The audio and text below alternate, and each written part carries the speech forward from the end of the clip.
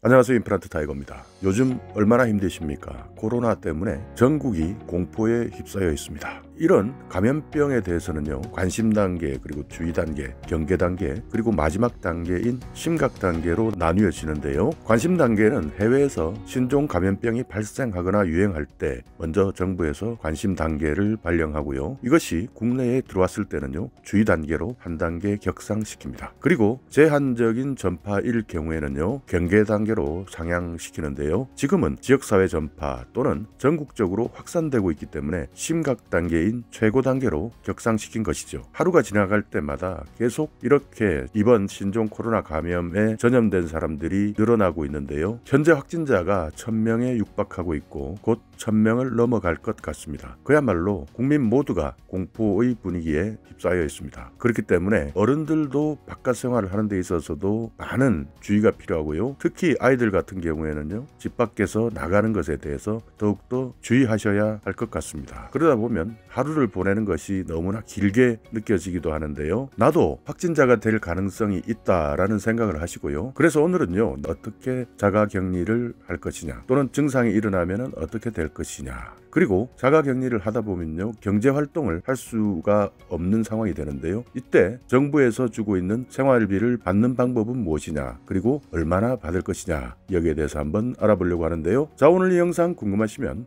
계속 봐주세요.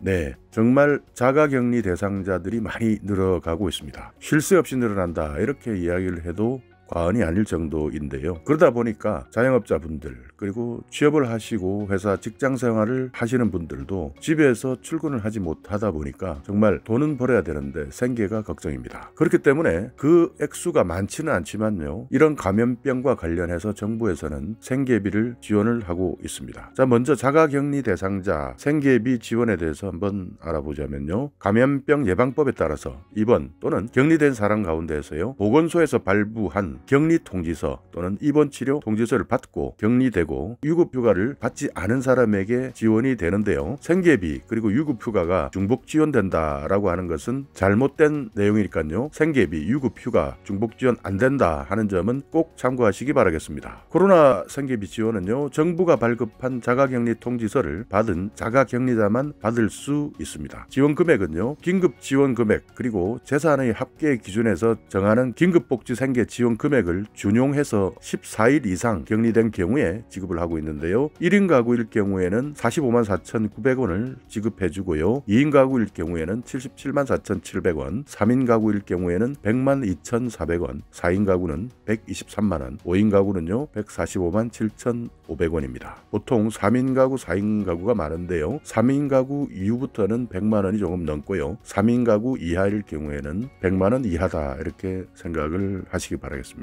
물론 이 금액이 여러분이 생각하고 계시는 생계비에 미치지는 않을 것입니다. 그러나 지금같이 어려운 상황에 우리가 일을 하지 못한다고 하더라도요, 이렇게 정부에서 최저생활을 할 수 있는 금액만큼은 지원을 해주고 있다는 사실 여러분께서 알고 계신다면요, 그나마 경제적 어려움에서 숨통이라도 트이는 것 아니겠습니까? 여러분께서 이런 생계지원금을 받기 위해서는요, 일단 보건소에서 발급한 격리통지서를 가지고 있어야 되고요, 이것을 가지고 여러분의 거주지의 관할 주민센터에서 신청을 하시면 됩니다.